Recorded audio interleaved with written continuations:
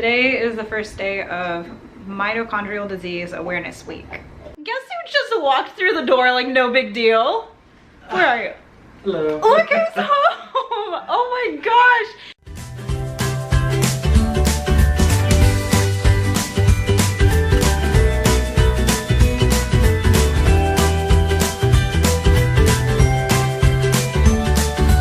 Going on our adventure. Oh, you got freezing cold here.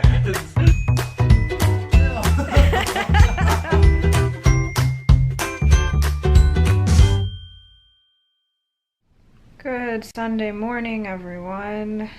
Well, today is a pretty cool day, and I promise to explain why later, but right now I need to listen to my body and rest a little extra this morning because I'm dealing with some not so nice pain. I woke up ready to accomplish all these things I wanted to get done around the house today, but right now I need to stop, take a break, listen to my body, so that's exactly what I'm gonna do. Well, I made it up. As you can see, ours being a bit like Velcro today, because she knows I'm not feeling my best. Good dog. You good girl? Thank you. You are very sweet. I don't know how that's helping, but it's making me smile, so thank you, Arlo. Anyways, it was just a bit of a high pain day this morning. Not that I did anything to make it happen yesterday. It just happens sometimes. Yesterday I got a bit of relief, and today it's a bit worse than usual. That's just the way things go with chronic illness, and I just make the best out of whatever situation I find myself in.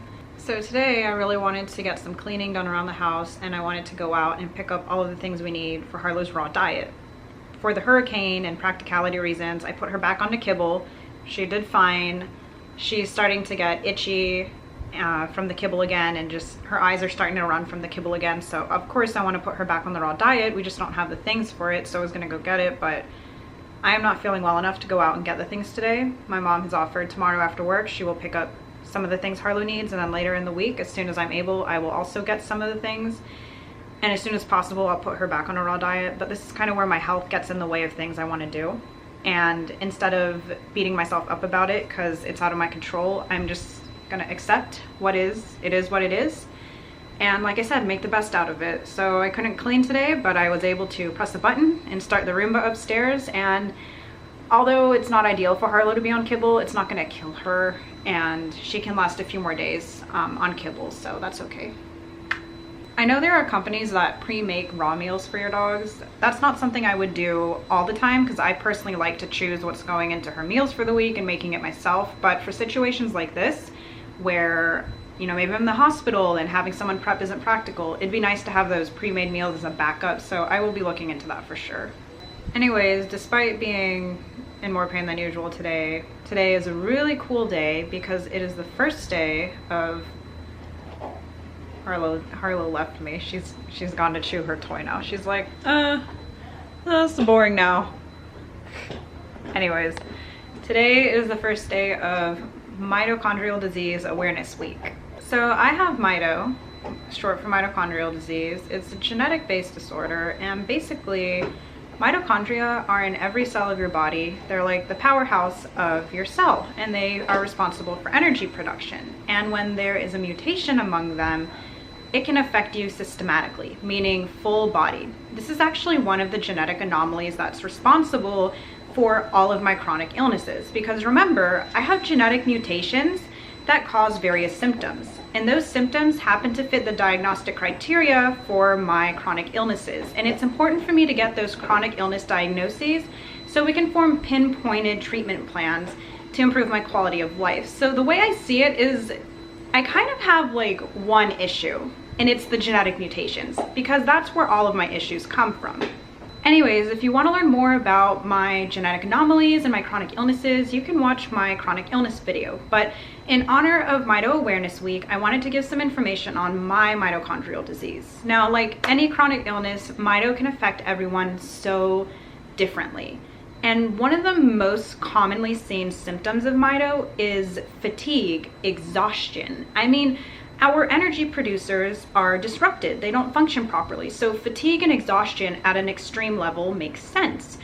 Also, most Mito mutations are heterozygous, meaning some are affected, but my mutation is homozygous, meaning all of them are affected. And with my specific mutation, I'm only the second person in the world to be found with it. So there's not a lot known in specifics about my mutation, but we do know it has the ability to really impact all of the areas in my health that I have issues with. And it is one of the main contributors to why I have so many chronic illnesses. The testing for Mito is genetic. I saw a geneticist in Mayo Clinic in Jacksonville, and I saw a geneticist in Gainesville who was associated with Shands Hospital, which is a pretty well-known hospital system here in Florida. And through blood work and through a skin biopsy, they found my mitochondrial disease. It was a lengthy process because unraveling all of that genetic sequencing did take some time, but I'm glad we did it because it really gave us some answers as to why I'm so ill. It directly impacts all of these systems I have problems with. So it was very enlightening. Unfortunately, there is no cure for Mito.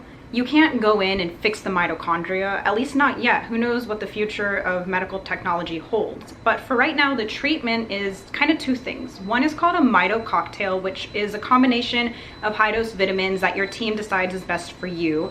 One that I'm on is CoQ10, and it has helped me. It's helped with my fatigue.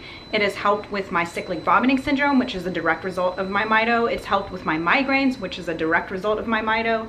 And then the other thing is you really target and treat the ailments that come from the mitochondrial disease, such as my Mito caused my seizures and my epilepsy. So we treated my seizures with anti-epileptic drugs. And eventually, I am so grateful, I reached a period of being seizure-free. So that's kind of how you diagnose and you treat mitochondrial disease. Everybody's treatment is going to look different because, like I said, Mito affects everyone so individually.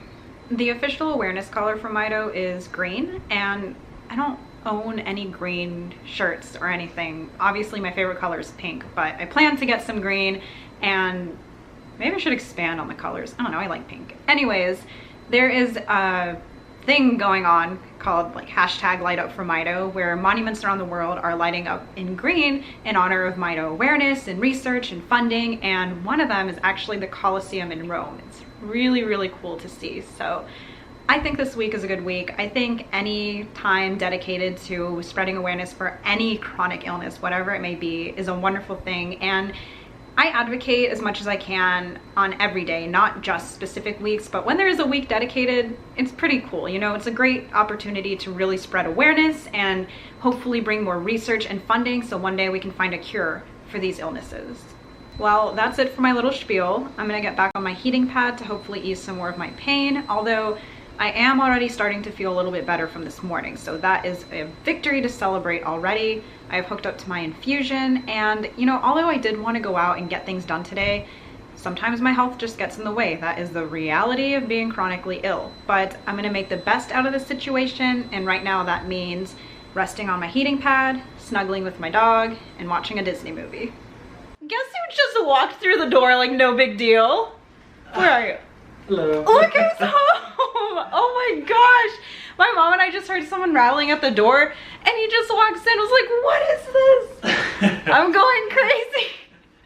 And then I almost like fell from trying to get up, and I forgot I was attached to my feeding tube backpack. It was just awful. Oh my gosh. Babe, you're home. Look how happy Harlow is.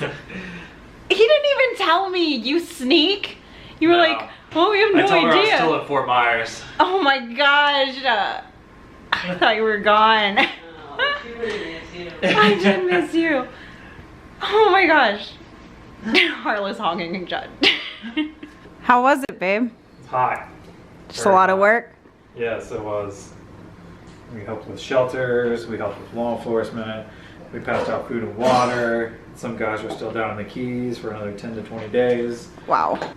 Was it really bad down there? Like Fort Myers? Myers, you know? They got spared by the flooding, but the wind damage is pretty bad. A lot of down trees, a lot of down power lines. Can we say where you were now? That's good. Oh, okay, so he actually came back home. The first, like when they left, he came here to our home to help out here. Shelters, and then we went to Tampa. Yeah, we went to the Tampa Convention Center, stayed there for a night, and then we went down to Fort Myers to help with law enforcement. So he was a cop as a National Guardsman doing a cop's job. Yeah. We helped with food and water distribution points, and some of our unit, we got replaced by another unit, and that was heading down there yesterday, and one of my friends is in that unit, they're still there. And then the Keys, there's a whole bunch of people in the Keys. I'm like, I'm so happy you're home. Yes. It's totally surprised. And you have to go to work tomorrow? Yup. Wow. Harlow's attached to you now. Hello.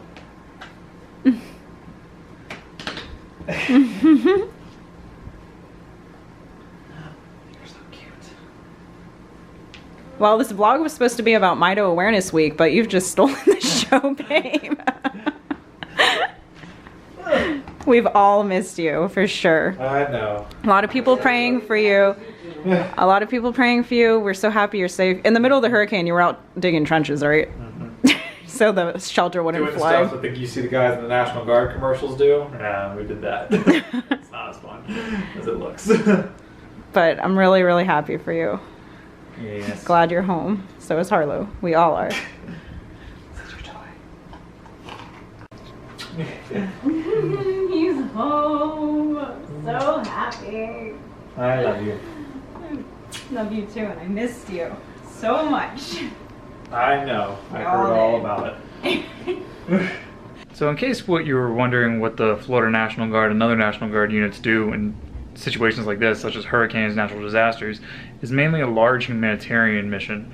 What we did on our mission was we helped with shelters around our local area, and then we helped with food distribution points, and we helped local law enforcement and emergency services rescue people in high water, because you know we are the Army and we have huge trucks. So, and our trucks can go through quite a bit of water before they get stopped. And our focus during these humanitarian missions for the state is to get the state up to a sense of normalcy. And what that entails is just basically when the power gets turned on, our job's done, because people stop freaking out when the power is turned on. But obviously we stick around for a little bit longer just in case to see if we needed. But most of the time we boogie on out once the power's on. So, in case you were wondering, that's what we do. And also we serve a federal purpose as well, not just the state. We serve, my deployment overseas in 2015, 2016 was a federal purpose. And for people who are active duty and haven't know what hurricane duty is like, imagine like a mini deployment. You know, you go out there and you do work 24/7 basically. You know, we had 12 on, 12 off all the time since last Friday, so it's pretty crazy. So after resting all day, using the heating pad and listening to my body, my pain has started to return back to baseline, which is where it usually is. I woke up with it worse than usual. And I was sitting here debating, now that I'm starting to feel better, am I gonna push myself and risk getting worse again and go out and enjoy a date with my husband, who I haven't seen in 10 days because he was with the National Guard doing hurricane relief efforts. I already have my shorts on. I've changed, so obviously I've made up my mind. Yes, I'm gonna go out. And this just goes to show that while I do encourage myself to listen to my body, sometimes I push myself. And I'm not pushing myself a lot because it's not like I'm gonna be walking around a lot or shopping or anything. I'm just gonna go and sit down, enjoy my husband's company, and come back after dinner. But sometimes it's okay to push yourself, especially on happy occasions like this. And yes, I know Judd's been deployed and everything. 10 days isn't really long for us, but I still missed him, so I'm gonna push myself a little bit for my husband. We love y'all, and we take you everywhere with us, but I think this occasion calls for just me and Judd time, no camera, so we will see y'all when we get home. We are back from our date. We went for Japanese food. I got some miso soup. It's pretty tasty. Anyways, babe, we all missed you. We're really grateful you're back, but we're gonna go to bed now because he's gotta get up early for work tomorrow. Yes. So, I'm very tired. Glad you're back, and I'm thankful life is falling back into place. So, with that, we're gonna say goodnight. Adios, amigos. And thanks for joining us on our adventure.